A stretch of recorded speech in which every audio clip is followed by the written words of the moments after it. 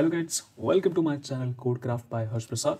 मेरा नाम है हर्ष प्रसाद और आप मुझे हर्ष भैया बुला सकते हैं। आज हम लोगों का लेक्चर नंबर 39 और हम देख रहे थे हमारा chapter number 5 that is getting started with Python. Okay, ठीक है, आज हम देखते हैं हमारा क्वेश्चन नंबर 3 ऑफ हमारी एनसीईआरटी की जो पीछे क्वेश्चंस दे रखे हैं उनमें। ये कहता है कि write a logical expression corresponding to the following statements in Python and evaluate the expressions. ठीक है, क्या इवेल्युएट करना है? अच्छा, ब्रैकेट में कुछ दे रखा है, दैट इज अज्यूमिंग वेरिएबल्स नम1 num2 num3 first middle last are already having meaningful values. ठीक है, ये हमें अज्यूम करके चलना है कि जो भी इसमें वेरिएबल यूज़ हुए हैं उनकी ऑलरेडी कोई वैल्यू है। क्या वैल्यू है वो हमें नहीं पता। देखो, सिमिलर वेरिएबल्स हमें पिछले क्वेश्चन में भी दिए थे, इसका मतलब ये नहीं है कि वही हमें यूज़ करने हैं, बट ये है कि हाँ हो सकता है। ठीक है, सो आगे क्या लिखना है कि ठीक है, हम लोग स्टार्ट करते हैं हमारा क्वेश्चंस। दैट इज़ 5 इसमें भी है हमारे सेक्शंस। यस, तो हम पहले क्वेश्चन से ही स्टार्ट करते हैं। That says the sum of 20 and -10 is less than 12। Again Python statement लिखना है यहाँ पे। ठीक है, क्या लिखना है? लॉजिकल एक्सप्रेशन लिखना है। ठीक है, लॉजिकल एक्सप्रेशन लिख देंगे, बट ये नहीं बोला है कि हमें उसका सारा का सारा क्या नाम है, आउटपुट भी लिखना है। ठीक है, तो यहाँ हम नॉर्मल स्टेटमेंट लिखेंगे। So first statement says the sum of 20 and -10 is less than 12। तो इसे लिखने के बहुत तरीके हैं कि या तो हम इसे एक वेरिएबल में स्टोर कराएं या तो ना कराएं, डायरेक्टली लिख लें। तो डायरेक्टली ऐसे लिखेंगे कि एक ब्रैकेट लिया, वहाँ 20 प्लस सम है तो हम लोग प्लस का यूज़ करेंगे। इसके बाद क्या है, -10 हमारी अगली वैल्यू है तो -10 यहाँ लिखेंगे। उसके बाद इस बड़े वाले ब्रैकेट को बंद कर देंगे ताकि पहले ये वैल्यू आपकी इवेलुएट हो। उसके बाद यहाँ पे क्या है, लेस देन। तो लेस देन में क्या होता है, लेस देन में हम ये लेस देन साइन का यूज़ करते हैं। तो यहाँ पे लेस देन साइन का यूज़ करेंगे और फिर लिख देंगे 12। ठीक है, this will be your expression, logical expression for this statement. ठीक है, नहीं तो एक क्या तरीका है कि हम एक कर सकते हैं कि रिजल्ट ए नाम का वेरिएबल बनाया, वहाँ पे हमने इसे स्टोर करा दिया। अच्छा, उससे पहले ये भी कर सकते हैं कि एक सम नाम का वेरिएबल बना ले जहाँ पे 20 प्लस -10 का सम्स क्या नाम है जो है उसे स्टोर करा लें। उसके बाद रिजल्ट में हम लोग क्या करें, सम वेरिएबल को 12 से कंपेयर कर दें और जो भी आउटपुट है वो यहाँ पे स्टोर कर लें और उसके बाद इसका प्रिंट ले लें। तो जब हम प्रिंट लेंगे तो वो ऑलरेडी बताएगा कि आइदर इट इज़ ट्रू और फॉल्स। ठीक है, मैं जब भी कोई क्वेश्चन का सोल्यूशन कराता हूँ तो सोल्यूशन को ज़रूर जाके क्या पाइथन का जो आप पाइथन जब ओपन करेंगे तो पाइथन का जो कंसोल होता है वहाँ पे जाके सीधा कोड लिखो, रन करो, तुम्हें सोल्यूशन साथ के साथ मिल जाएगा।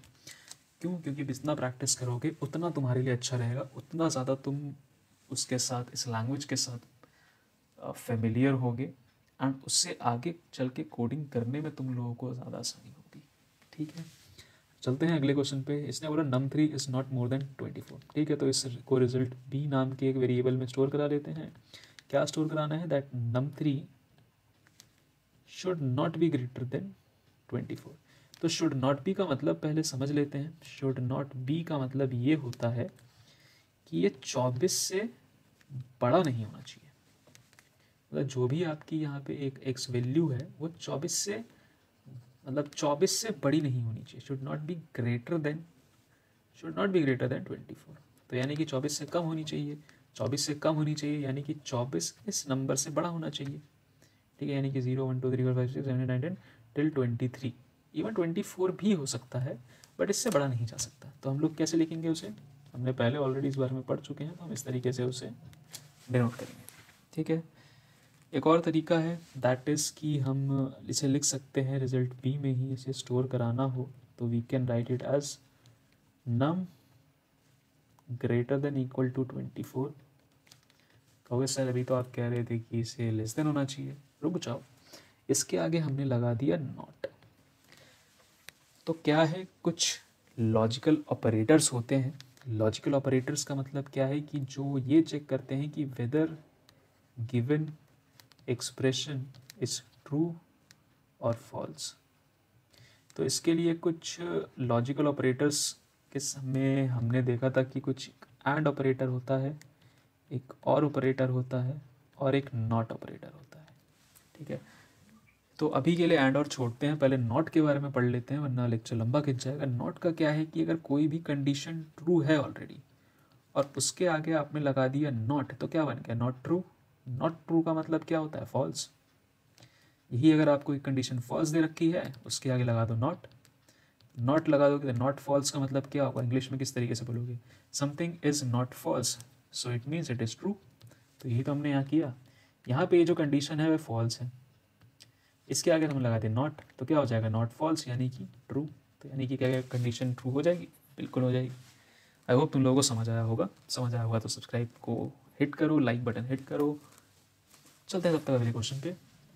तो यहाँ पे हम इसे एक और वेरिएबल में स्टोर कराते हैं, दैट इज रिजल्ट सी। वहाँ पे बोला क्या है? 6.75 is between the values of integer number 1 and number 2। ठीक है, तो यहाँ पे दो तरीके हैं अगेन इसे लिखने के, दैट इज ये आया num1 यानी कि num1 से बड़ा है तो ये हो जाएगा 6.5 और num2 से छोटा है तो लेस देन 6.5।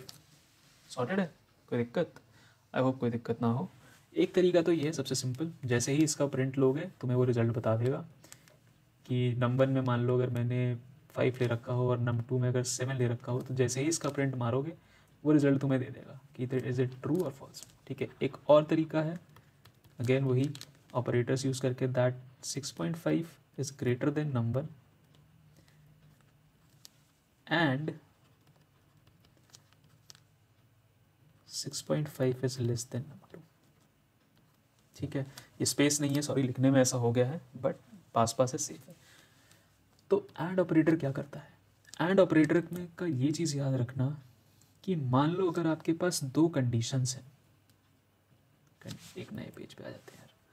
मान लो दो कंडीशंस हैं, दैट इज कंडीशन 1 कंडीशन 2। पढ़ाई देता हूँ यार वरना फिर कहोगे सिर्फ भैया ने पढ़ाया। एंड ऑपरेटर क्या? एंड ऑपरेटर के सही होने के लिए एक चीज़ जो सबसे ज़रूरी पार्ट है वो ये है कि आपकी दोनों कंडीशंस जो है ना वो सही होनी चाहिए। लाइक अगर मान लो आप किस एंड ऑपरेटर को किस तरीके से समझते हैं, ठीक है, फिर से बताता हूँ। First thing, and operator is a logical operator. अभी हमने पीछे बात करी थी कि लॉजिकल एक्सप्रेशंस में यूज़ होता है, तो it is a logical operator. ठीक है, सेकंड अभी मैंने क्या कहा कि एंड ऑपरेटर को सही होने के लिए जो दो कंडीशंस हैं, अभी हम दो कंडीशंस का एग्जांपल लेके चलेंगे। सो दोनों कंडीशन हैं वो दोनों ही ट्रू होनी चाहिए, तभी आपका जो आउटपुट आएगा वो ट्रू होगा। ठीक है, मतलब कि मान लो मैंने कहा कि यार मैं कुछ खाने गया हूँ रेस्टोरेंट में। ठीक है, मैंने वेटर को बोला कि ब्रो कुछ ऐसा लेके आ जो मीठा भी हो एंड थोड़ा स्पाइसी भी हो। मतलब ऐसा कुछ स्पेसिफिक वो नहीं है, बट मैंने उसको बोला कि कुछ मीठा भी हो और स्पाइसी भी हो।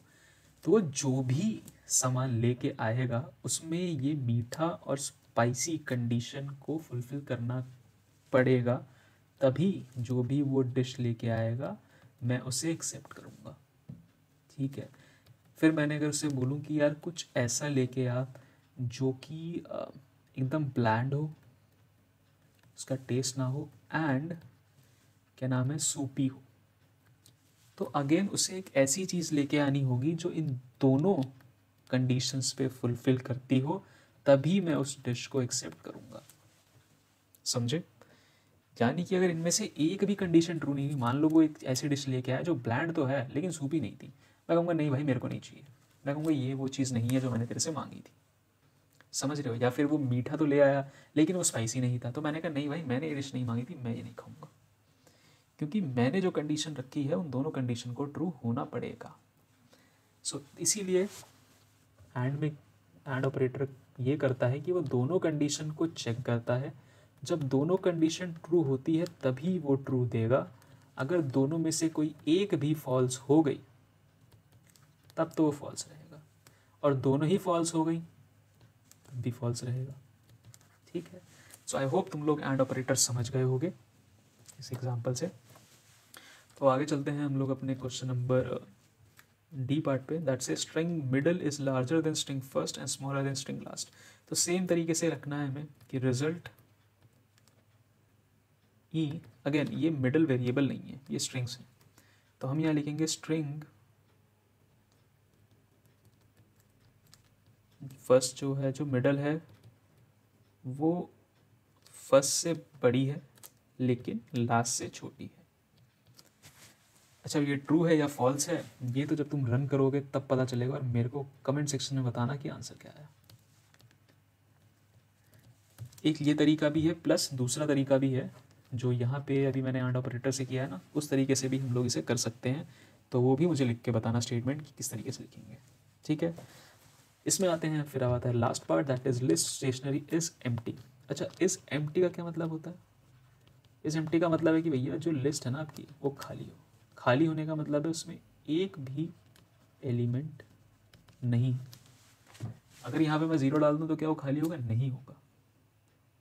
एम्प्टी का मतलब कुछ नहीं होना चाहिए, मतलब एकदम नल बटा सन्नाटा। तो हम कैसे लिखेंगे?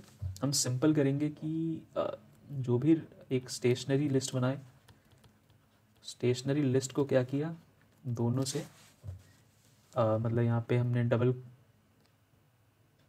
कह सकते हो कि ये ब्लॉक्स में डाला और इसके अंदर कोई एलिमेंट नहीं डाला।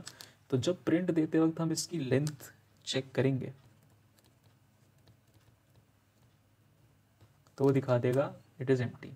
कैसे आ जाएगा? या ठीक है, एम्प्टी नहीं तो हमने अगर स्टेशनरी को यहाँ डिफाइन कर दिया और उसके बाद हमने उसे इज इक्वल टू 0, ये बेसिकली कंडीशन है चेक करने के लिए कि whether your list is empty और नॉट। ठीक है, जैसे ही आप ये स्टेटमेंट रन करोगे वो ऑलरेडी दिखा देगा कि आपकी स्टेशनरी लिस्ट जो आपने बनाई थी उसमें कोई एलिमेंट है कि नहीं। ठीक है, तो आई होप तुम लोगों को लेक्चर पसंद आया होगा। अगर कोई भी डाउट हो तो तुम लोग मुझसे पूछ सकते हो। अगर पसंद आया है तो पहले तो लाइक कर दो, शेयर करो अपने दोस्तों के साथ ताकि वो लोग भी नई चीज़ें सीख सकें। एंड कोई भी डाउट है तो प्लीज़ कमेंट सेक्शन में बता देना यार, मैं डाउट ज़रूर क्लियर करूँगा। नहीं तो दोबारा वीडियो बना दूंगा, पर मैं ये एडवाइस करूँगा कि पहले प्लीज़ खुद से ये वीडियो दोबारा देख लेना, होपफुली तुम लोगों को समझ आएगा। ठीक है, so that's it from this lecture kids. मिलते हैं तुम लोगों से अगले लेक्चर में, तब तक के लिए टेक केयर।